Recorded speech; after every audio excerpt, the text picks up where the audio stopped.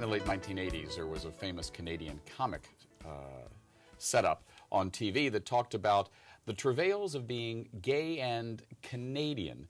Well, you know, the coming out experience and being part of the LGBT community is not universally the same. And today we're going to speak with Crystal Jang, who's going to tell us about that experience from the perspective of the Asian American and Pacific Islander community. Welcome. Thank you. Thank you very much for having me. Now, so we were chatting before the show went live that you are one of those rare things that I have met in my 26 years in San Francisco, actually a fourth-generation San Franciscan. What is your family experience like, having been part of San Francisco for many, many years? Well, gosh, you know, I was born and raised in San Francisco. My mother was born and raised in San Francisco. Her father was part of a church group, and her grandfather was a minister of one of the first churches in San Francisco, first congregational church in San Francisco. Wow. So we're really steeped in the community. So now, as a fourth-generation Chinese American, that means that your family came from southern China. So you spoke Cantonese as a child, correct? Yes. So how many kids? There were 4 of us, but my mother was a very unusual person. She was pretty much a pioneer in her own time, because she was one of the first Asians that went to UC Berkeley. And she had to take the ferry. Mm-hmm. There were no bridges at the time, so she took the ferry to Berkeley, went to school, came back, cooked dinner, took care of the house because her mother died when she was, you know, she was young, and she became one of the first optometrists in San Francisco. So in San Francisco's Chinatown? Actually, she didn't practice in Chinatown. She actually wanted to practice in North Beach, and she was one of the first Chinese to cross the Broadway line into North Beach and open up shop in North Beach. So she was able to service the Chinatown and North Beach community. And what part of town did you grow up in? We started in Chinatown, right along the cable car tracks, and then we moved to North Beach. Right. And your mother, I understand, is 93 years old? 93 years old and still kicking around. In she Chinatown? hangs out. No, she hangs out both in Chinatown and North Beach. Right.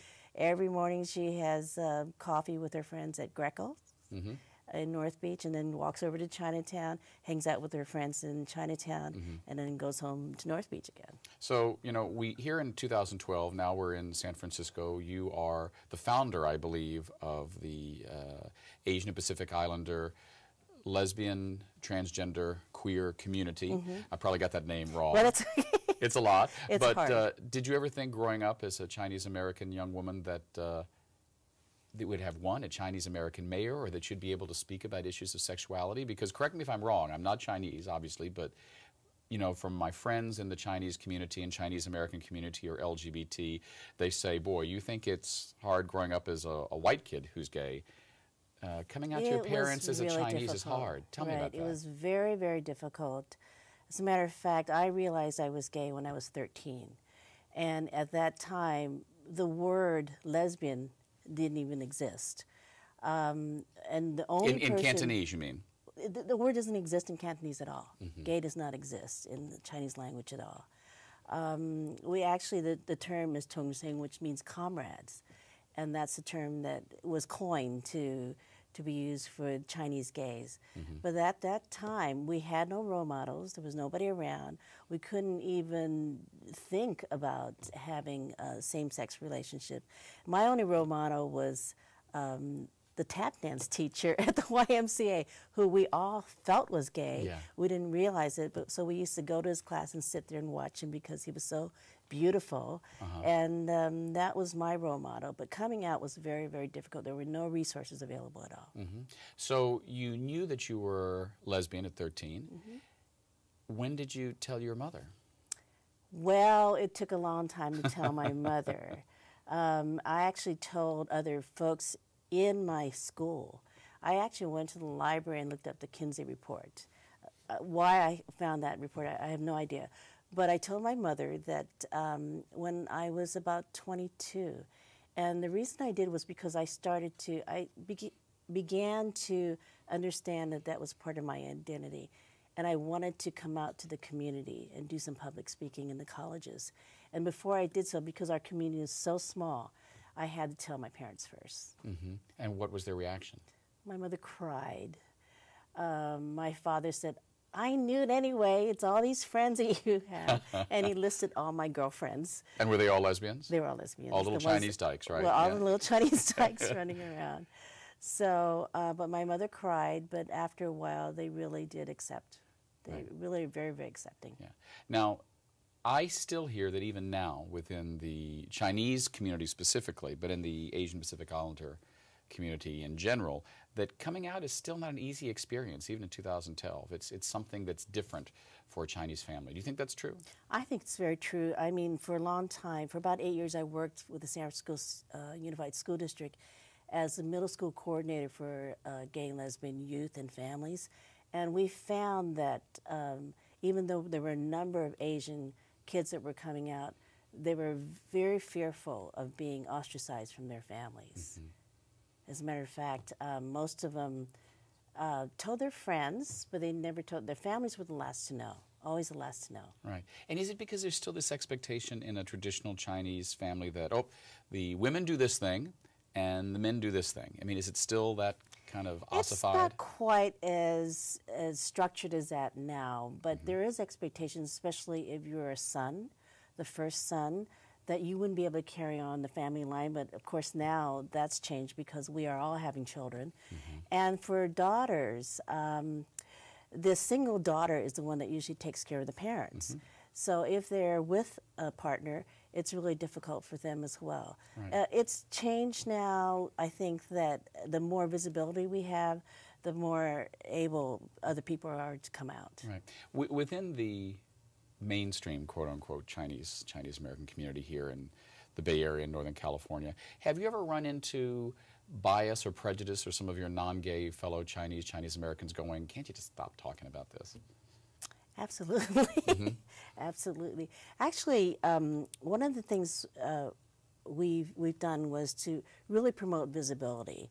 And the more visible we are, the more, this is where API-QC comes in, Asian Pacific Islander Queer Women's Transgender Community. Mm-hmm. Our community organization creates opportunities for folks to be more visible, for folks to get support, for folks to access resources, and for other people who are not API to come to us to be a coalition with them. Right. I remember when my husband started studying Mandarin 3 years ago, his teacher is Taiwanese. And so kind of half jokingly, because we were on our way to China for a trip, he said, how do I call David? What's the word for husband? And she was like, well, you just don't say it. You don't. And it wasn't that she was being homophobic, and she's not gay, but she said there just isn't a word or a concept for it. That strikes me as amazing. There's in 2012. No concept for it. So in Mandarin or Cantonese? In Mandarin or Cantonese, there's no concept for it. As a matter of fact, my mother, as much as I've been with my partner, Sydney, for about 20 years, mm-hmm. and when my mother has to introduce us, she'll introduce me, and then she'll introduce Sydney, and she'll sort of hesitate, because she won't know what to call. Oh, this is her friend. Yeah. After 20 years, she still cannot. Right. And do you think it's because there's still a hesitancy, or she just it's something that still hasn't evolved linguistically? In her generation, especially for those folks who are 60, 70, 60, I'm 60 actually, mm-hmm. 70s and 80s and 90s, they still don't have that concept. Right. They don't have that concept. One of the things that I noticed about your organization, which I think is wonderful, is this book, Beloved Daughter. Beloved Daughter. The family letter project. And I guess that this book is designed to help people deal with exactly what we're talking about. How do you come out to, it's specifically here to your mother, but I guess to parents in general. Talk about this. Well, this is actually for parents in general, and this is, well, it wasn't created by API-QC, but one of the organizations that mm-hmm. are part of API-QC. And it's a wonderful project. It was created a number of years ago. This is in about its 4th printing by now. And it's gone international because it is bilingual. And it's about daughters who have written letters to their families, coming out, explaining their situation, and the responses that their families have mm-hmm. Written back. So I assume then that not all the responses in this book are all positive They're and going, not hi, all welcome, positive. So glad you're gay. It's not all positive, uh-huh. But it's wonderful and heartfelt.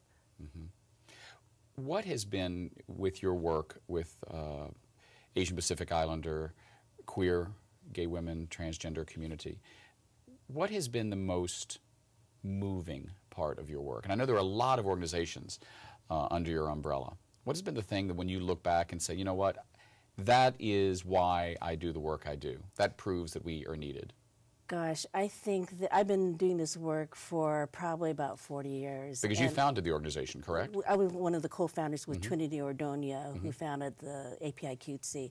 And API QTC is really an evolution that is based on the seeds of organizations that, such as Asian Pacific Sisters and other organizations that were founded before.